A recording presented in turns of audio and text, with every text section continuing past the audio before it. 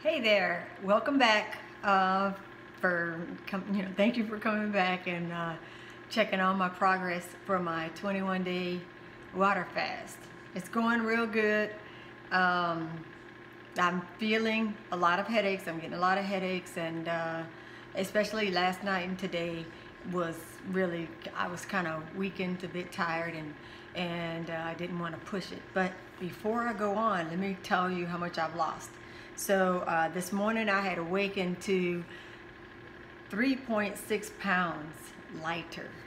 That's kind of amazing, I think. And as you may already know or may not know if you're new to this here journal that I'm doing, I started at 150 pounds, 150.4. And so with all that said and done, I've lost over 6 pounds during this 64 hours of fasting with water. And I'm still going up. You know, my goal is to hit 21 days, and then we'll see how I feel after that, if I feel like I want to continue on. So, but for now, just to put 21 days in my horizon is good. So basically, I'm almost three days into that. At 7 p.m. tonight, it'll be 72 hours or 3 full days. And okay, so let me tell you a little bit. Like I said, I had awakened. Well, I didn't say this part, but I had awakened all night, and I managed to get. Let me back that up. Sorry, I made the mistake of making paragraphs, and I should have just made just some little notes so I can stay on target. But okay, so now I felt a little weakened all day, and I kind of explained that earlier. So I managed 15 minutes on the elliptical machine. I wanted to do a little bit of weights, but just to kind of make sure my muscles stay in check. What little bit I have, I don't want to lose it. But I really was kind of tired, and I didn't really want to push it. I felt like I was a bit too dizzy. And so what I did this morning is I mostly meditated, prayer and worship, and I watched three sermons of churches that gave live feeds, and so I really enjoyed my morning time and just relaxing and taking it easy. And let's see, what else did I do? I just completed an interview with Blacks on Bikes. It's a podcast on YouTube. So please go ahead and check that out and find out what that was all about, because I am a cyclist and now a runner again, but a treadmill runner. And, so I was invited to do an interview, and I thought, what an honor. That was great. So I got to share a little bit of my story of what drove me to cycling and about healthy eating. And so when that podcast is developed and he posts it, then I'll go ahead and put a link in the description and y'all can check it out. But meanwhile, go ahead and visit it's called Blacks on Bikes, and it's a podcast on YouTube, and you can catch up on the other videos. And okay, so now as far as yesterday, I noticed yesterday and today, even more so today, that I've been cold all day, yesterday and today. And even though it was 70 degrees outside yesterday and 76 or 79 degrees outside today, I had no idea it was that warm today, because I was just freezing. And so I'm sure that has something to do with this detoxing and probably losing so much so quickly. And let's see. Now, yesterday afternoon, after my colonic, my upper back and my shoulders were stiff and kind of pained. And I think it only lasted about an hour, but it may have had something to do with me being a bit tense doing the colonic, that whole experience for the first time, or it could have been gas pains that were traveling. And I leaned towards more that it was probably gas pains. But it didn't last very long. And let's see what else. Yesterday and today, I noticed my sinuses are draining, and I've been doing a lot of sneezing. In fact, I was sneezing all through the night, and hopefully I feel well, it won't be a baby sneeze, but I feel a sneeze wanting to present itself at some point pretty soon here. So hopefully I won't do it before I finish my recording. But I believe that that's things that are breaking up mucus and, sinuses. Ooh, it's getting closer. Okay, and yesterday I didn't watch any TV, and I abstained from watching my guilty pleasure TV shows. It just didn't feel like it. I felt it felt good to just kind of stay focused on me and not the riffraff that I tend to watch on TV. I love my housewives, well, Atlanta Housewives and some other like kind of guilty pleasures. But I didn't have a desire for it. Hopefully that's kind of more in line with me not having desire to eat sugar, eventually, to truly break those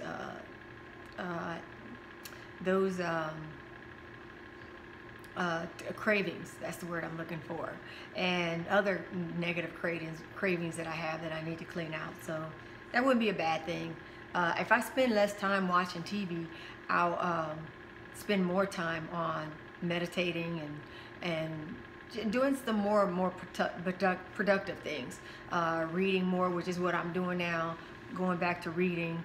So it's a good thing. It's all good. I'm happy for it. And let's see. Now last night my sleep was disturbed quite a bit.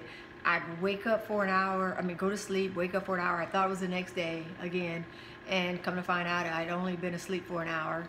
And then I slept again for about another hour.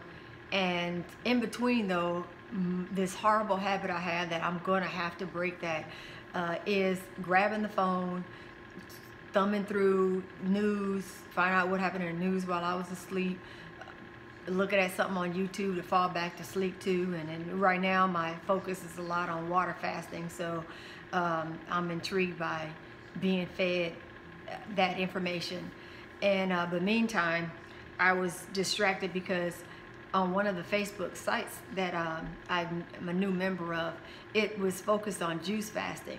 And a part of me wondered if it was a smart idea for me to post that I am water fasting on this juice fast site, but I guess I looked at it as, yeah, they're juice fasting, but they're probably plant-based folks too, or I don't know. I just took a chance, and in doing so, I don't regret doing it at all, because any exchange is good, because this is how we learn. But there was an individual on there that questioned juice fasting being safe, and they thought that was a bit extreme and they wouldn't be able to handle it themselves. And so we kind of got into a discussion, and that person, I linked a video of one of the gurus that I learned a lot from.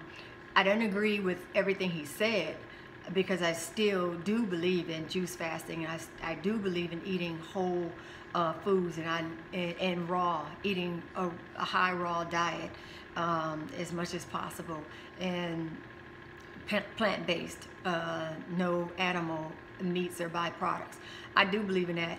It's just that my journey has led me to, I feel like for me to go next level, to get down deep where I want to go, I wanted to try water fasting for days and days. It was good enough for our Lord Jesus Christ to do it 40 days.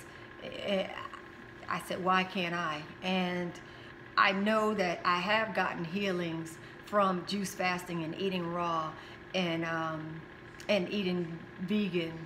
I have, but I wanted to dig deeper. And what I did notice from that experience and this experience is when I was juice fasting, I did feel hungry a lot more.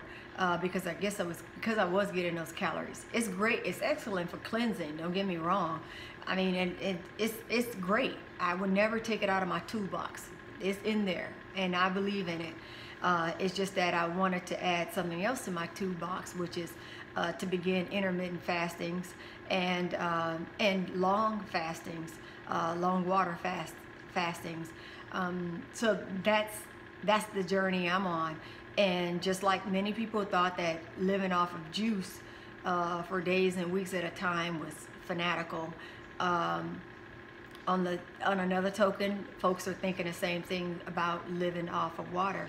And with studying and really looking into it and being open-minded, I'll speak for myself, I found that I got an understanding that my body, I have enough fat stores and damage in my body that my body can eat. And I wanted to eat the excess fat. I wanted to eat the scar tissue from the multiple surgeries I've had throughout the years. And in fact, one surgery I had for my C-section, in no time the scar tissue had built up so much and it adhered to my uterus. So it took 20 years to get to, well, yeah, about 20 years of complaining to finally get to a doctor where I put my foot down and said, this is not normal with these pains that I'm feeling. So our solution, and back then I was really big into cut it out. So, you know, we cut out my uterus.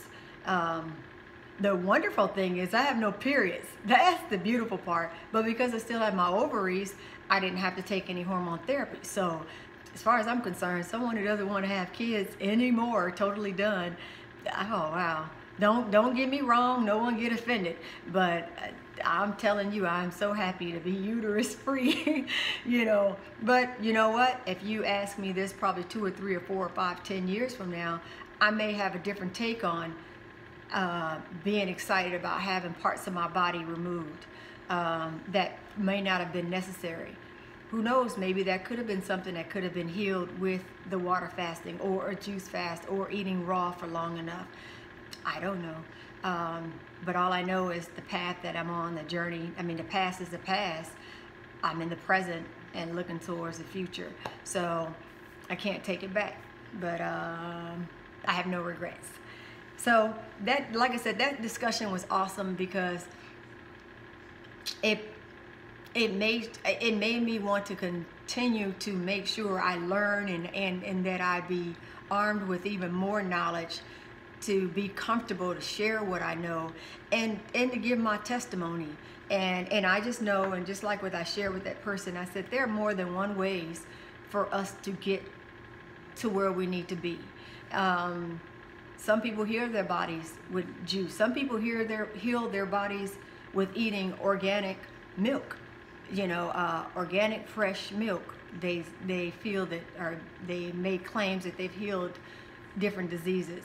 Some people have done it with acupuncture, with cryotherapy.